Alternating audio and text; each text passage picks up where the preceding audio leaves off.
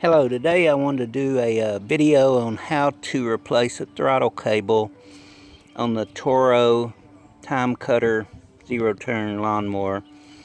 Couldn't find anything on the internet. Today I'll be replacing, you can see it's part number 1210769. And this is a Toro Timecutter MX 5060. What you'll have to do is come up to this front panel here, and you can see we've got 1, 2, 3. It's a number 3 Phillip head screw. Okay, so you'll remove those and then pop your panel over right here. And right here,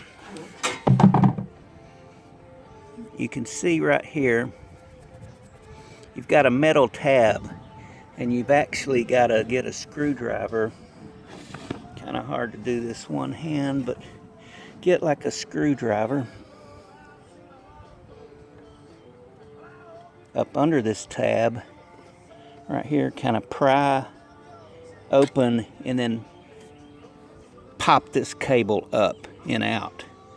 So that's the only way you can get to it, and you'll see I've already got this one started to where this cable will come on up. It's pretty tight fit too. So you'll come to the back, and right here on the back I'll just run a straight blade screwdriver back here, and your bottom cable is your throttle cable. Top would be your choke. Okay, take this dude loose, and it's just got a little bend into the end of the cable. Kind of getting tough with just one hand. Might take this all the way out, make it a little easier. Okay, got that out. And what you'll notice, you'll just take that little bend, see the bend, and then you'll just basically pull this dude right on up. Let me see. I'm actually going to have to use two hands to take this out, but this will be the reverse. Okay.